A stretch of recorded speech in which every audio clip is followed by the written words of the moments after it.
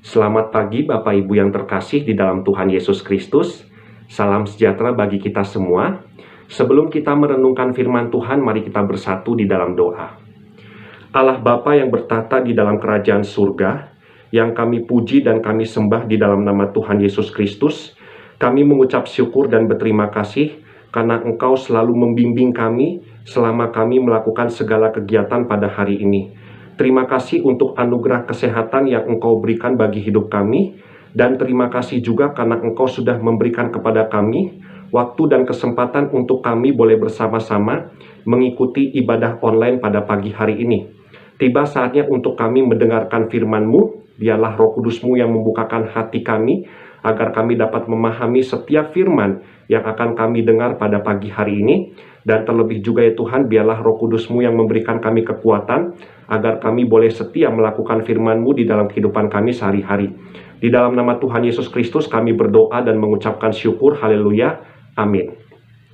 Tema pemberitaan firman Tuhan pada pagi hari ini yaitu anugerah kemenangan atas pencobaan. Ayat firman Tuhannya terambil di dalam Ayub pasal yang ke-42, ayat yang ke-11 sampai ayat yang ke-16. Ayub pasal yang ke-42, ayat yang ke-11 sampai ayat yang ke-16. Demikianlah firman Tuhan, kemudian datanglah kepadanya semua saudaranya laki-laki dan perempuan dan semua kenalannya yang lama, dan makan bersama-sama dengan dia di rumahnya.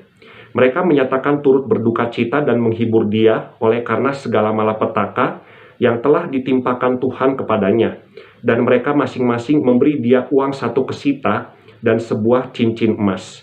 Tuhan memberkati Ayub dalam hidupnya yang selanjutnya, lebih daripada dalam hidupnya yang dahulu.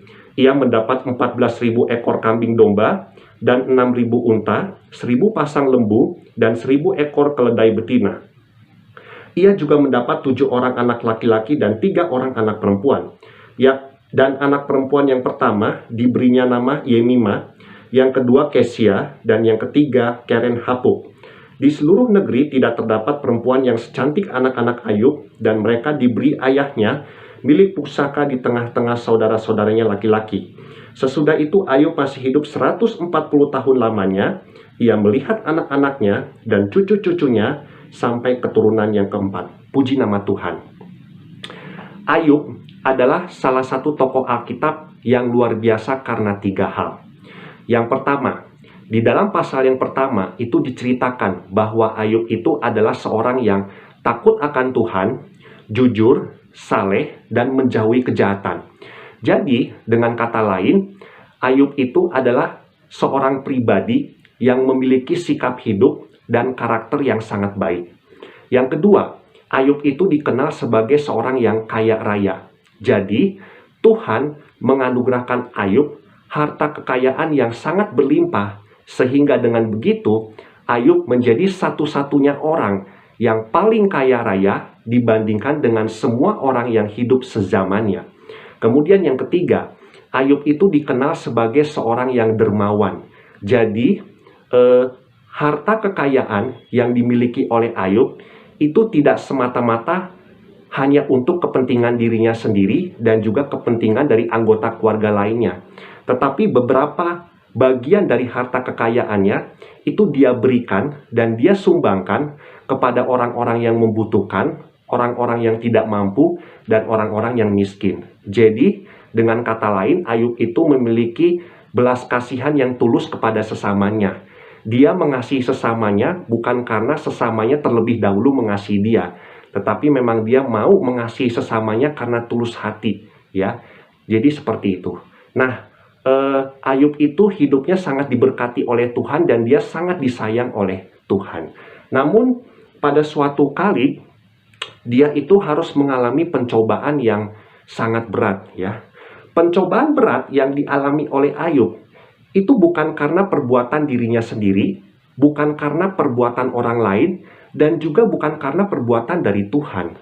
Tetapi pencobaan berat yang dialami oleh Ayub itu disebabkan karena perbuatan dari satu pribadi yang menjadi musuh besar Allah, yaitu iblis. Iblis menimpakan dan memberikan pencobaan yang berat kepada Ayub supaya mental iman Ayub itu jatuh, supaya Ayub itu menjauh dari Tuhan, supaya Ayub itu tidak percaya lagi kepada Tuhan. Bahkan mungkin iblis mau bahwa di dalam pencobaan berat yang dia berikan kepada Ayub, dia ingin supaya Ayub itu bisa menghujat dan mengutuk Tuhan. Jadi pencobaan berat yang diberikan oleh iblis itu tujuannya adalah negatif, bukan positif.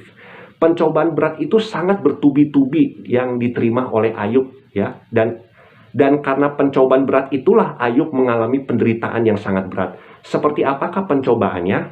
Jadi seperti ini Bapak Ibu.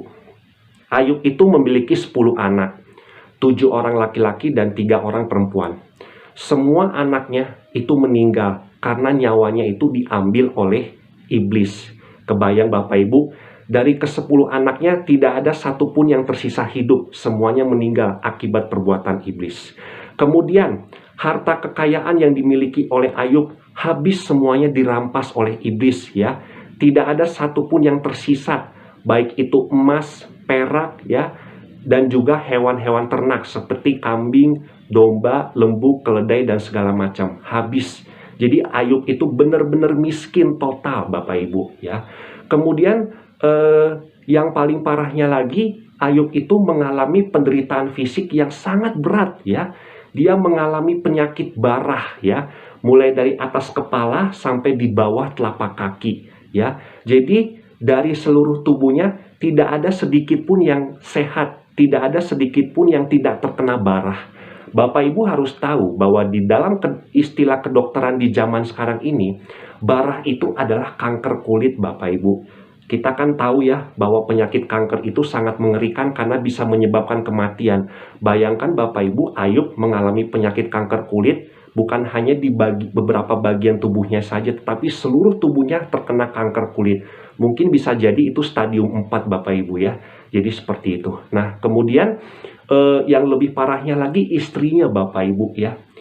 Seorang istri itu harus berbuat baik kepada suaminya. Ketika suaminya mengalami penderitaan dan pergumulan yang sangat berat, seorang istri itu harus menjadi penopang hidup bagi suaminya. Seorang istri itu harus mendukung, menghibur, dan memberikan kekuatan kepada suaminya supaya suaminya itu bangkit lagi dari keterpurukan. Tetapi istri Ayub itu bukanlah satu pribadi yang bisa menjadi contoh untuk istri-istri yang lain, Bapak Ibu. Gak bisa menjadi teladan yang baik. Kenapa? Ketika Ayub mengalami pencobaan yang sangat berat, istrinya itu justru meminta supaya Ayub itu tidak percaya lagi kepada Tuhan, bahkan Ayub itu disuruh mengutuk Tuhan. Jadi istrinya bilang ke Ayub seperti ini, ketika kamu mengalami penderitaan berat seperti ini, masih maukah kamu percaya kepada Tuhan? Kutukilah Allahmu dan matilah kamu. Bayangkan Bapak Ibu, perkataan seorang istri sungguh sangat tidak berkenan di hadapan Tuhan. Itu memang jujur ya, istrinya Ayub itu mungkin sudah dikuasai oleh iblis ya, supaya istrinya Ayub itu mengucapkan kata-kata yang tidak pantas di hadapan Tuhan ya. Jadi seperti itu. Nah, kemudian yang lebih menyakitkannya lagi ya, itu sahabat-sahabatnya ya Bapak Ibu ya. Jadi Ayub itu memiliki sahabat-sahabat yang dekat ya. Tentu bagi Ayub ya, sahabat-sahabatnya itu adalah orang yang sangat dia kasihi. Ketika sahabat-sahabatnya mendengar bahwa Ayub mengalami penderitaan yang berat, sahabat-sahabatnya itu datang menghampiri Ayub. Memang untuk yang pertama kalinya sahabat-sahabatnya itu sedih ya, berduka ya. Kemudian sahabat-sahabatnya itu memberikan penghiburan kepada Ayub. Tetapi entah mengapa tiba-tiba sahabat-sahabatnya itu menjadi berubah pikir. Jadi pola pikirnya dirubah. Dan sahabat-sahabatnya itu mengatakan bahwa Ayub mengalami penderitaan yang berat mungkin karena kesalahan dan dosa yang dia lakukan kepada Tuhan. Jadi sahabat-sahabatnya itu tidak lagi memberikan penghiburan kepada Ayub dan tidak lagi memberikan kata-kata dukungan kepada Ayub ya. Tetapi sahabat-sahabatnya itu memberikan kata-kata yang menjatuhkan, bahkan mengejudge Ayub sebagai orang yang tidak mengenal Tuhan. Jadi seperti itu. Wah, penderitaannya sangat berat sekali ya. Kalau secara manusia biasa mungkin kalau ada orang mengalami penderitaan berat seperti Ayub, mungkin saja orang itu pasti akan memiliki niat untuk bunuh diri. Karena buat apa hidup lama-lama sedangkan kalau hidup pun penderitaan saja yang dialami. Bahkan itu penderitaannya sangat berat ya. Tetapi luar biasa ya Ayub ini ya.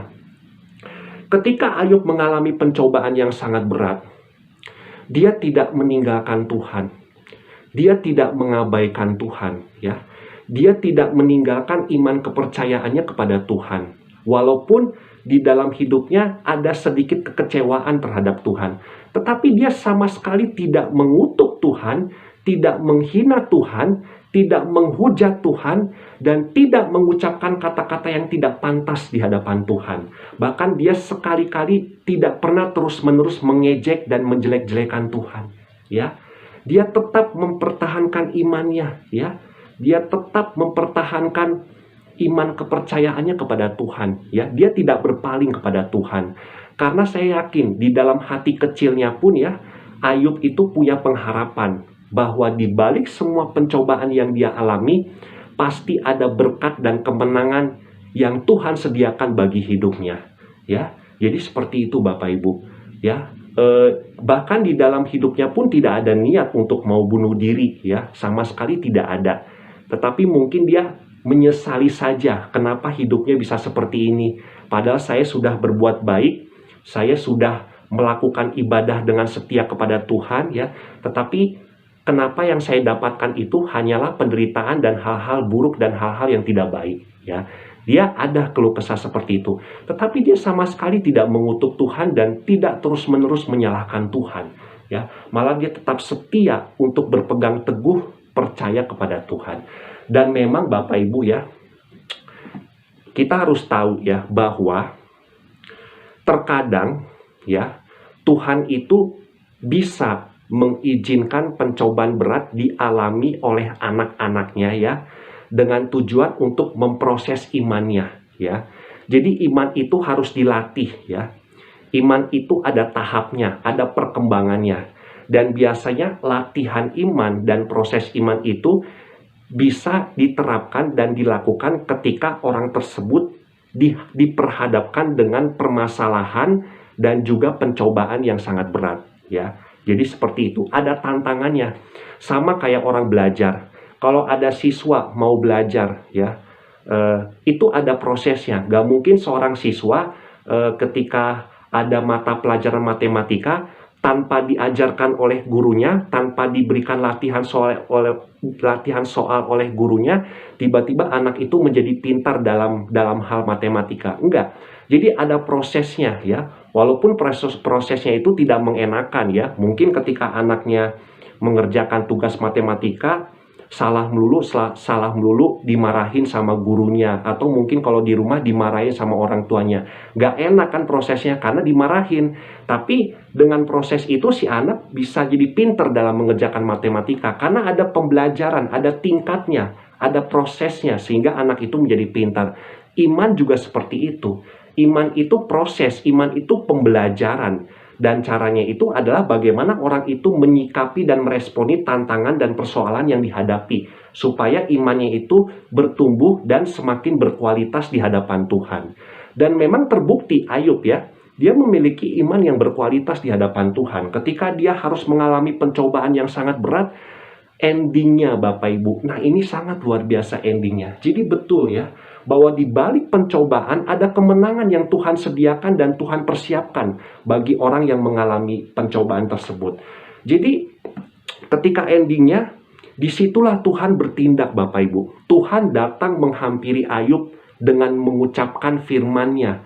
Firman yang diucapkan oleh Tuhan itu bisa menguatkan dan membangun kembali iman Ayub supaya semakin kokoh dan bertumbuh di dalam Tuhan. Jadi perkataan firman Tuhan itu sangat menguatkan iman Ayub ternyata. Ketika Tuhan selesai mengucapkan firman-Nya kepada Ayub, Bapak Ibu harus tahu bahwa keadaan Ayub dipulihkan secara totalitas oleh Tuhan. Bukan oleh manusia, bukan juga oleh iblis. Apalagi iblis, nggak mungkin kan. Oleh Tuhan sendiri, ya. Jadi penyakit barah yang dialami oleh Ayub dari atas kepala sampai bawah telapak kaki sama sekali dipulihkan secara totalitas oleh Tuhan sehingga penyakit barah itu lenyap Bapak Ibu. Ayub mengalami kesembuhan, mengalami mujizat penyembuhan dari Tuhan. Kemudian harta kekayaannya yang habis semua dirampas oleh iblis dikembalikan lagi sama Tuhan 2 kali lipat Bapak Ibu ya. Terutama untuk hewan-hewan ternak tuh kayak sapi, kambing, domba, lembu, dan keledai dan segala macam. Kemudian anaknya yang 10 yang sekarang sudah ada di dalam kerajaan surga ya, dikasih lagi sama Tuhan 10 anak lagi, coba Bapak Ibu ya. 7 orang laki-laki dan 3 orang perempuan, sama ya. Jadi bahkan anak perempuan yang dimiliki oleh Ayub itu, anak perempuannya Ayub itu memiliki wajah yang sangat cantik dibandingkan dengan perempuan-perempuan lain yang hidup sezamannya.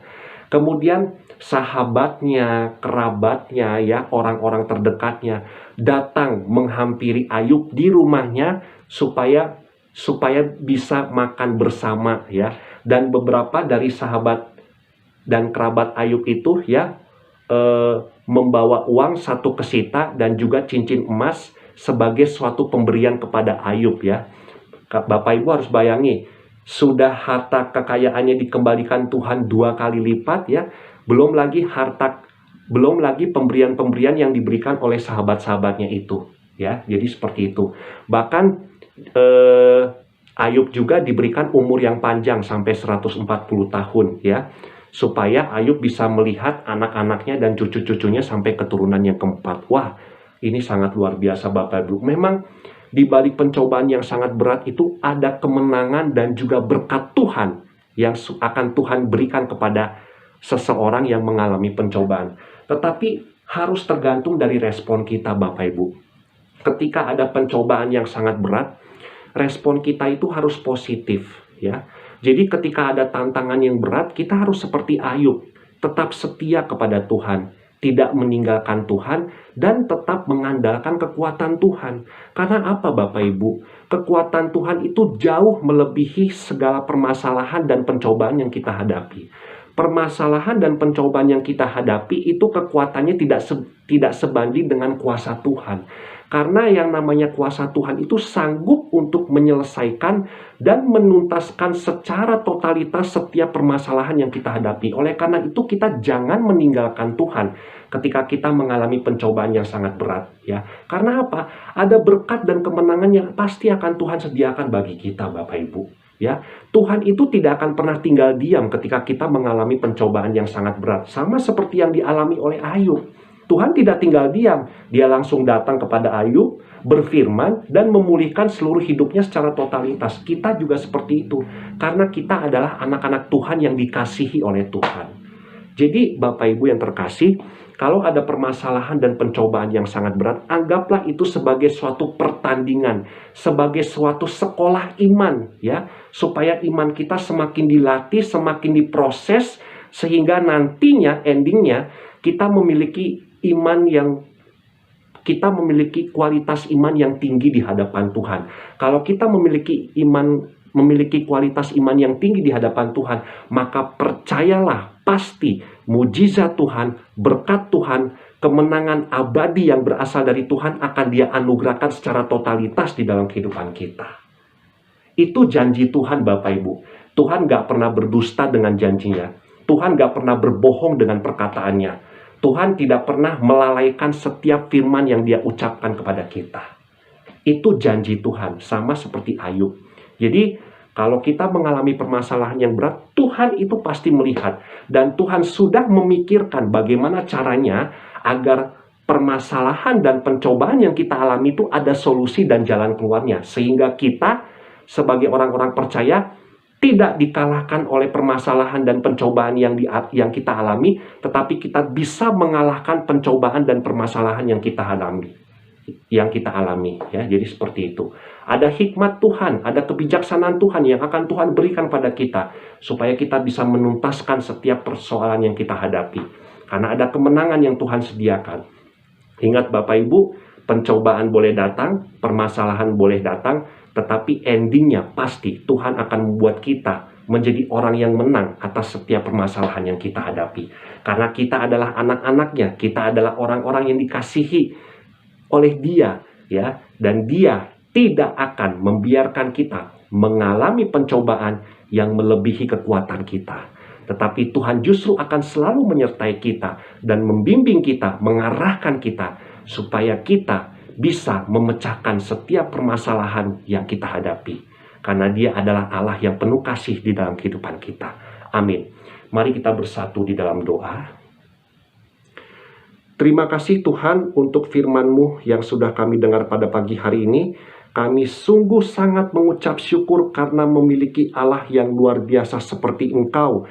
Engkau adalah Allah yang penuh kasih, Engkau adalah Allah yang selalu menyertai kami dan sekali-kali tidak pernah meninggalkan kami sedetik pun. Ketika kami mengalami masalah, ajarkan kami agar kami tetap selalu mengandalkan kekuatan-Mu ya Tuhan. Karena kami percaya bahwa kekuatan-Mu dan kuasa-Mu sanggup untuk menyelesaikan setiap permasalahan yang kita hadapi. Karena tidak ada masalah yang tidak bisa diselesaikan oleh Tuhan, dan tidak ada persoalan yang tidak bisa dipecahkan oleh Tuhan. Kami percaya Tuhan bahwa pertolongan-Mu selalu nyata di dalam kehidupan kami. Setiap masalah yang kami hadapi, kami mau menyerahkan sepenuhnya ke dalam tangan-Mu. Setiap permasalahan yang kami hadapi, janganlah sampai membuat kami meninggalkan Engkau ya Tuhan. Tetapi kami mau supaya bertahan di dalam iman kepercayaan kepada-Mu di tengah situasi dan kondisi yang sulit ya Tuhan. Kami mau belajar untuk mengalami proses iman yang Engkau tentukan bagi hidup kami. Terima kasih banyak ya Tuhan, di dalam nama Tuhan Yesus Kristus kami berdoa dan mengucapkan syukur. Haleluya. Amin. Semoga firman Tuhan pada pagi hari ini boleh membawa berkat bagi kita semua. Tetap semangat dan jangan lupa untuk selalu menjaga kesehatan. Tuhan Yesus memberkati kita semua. Amin.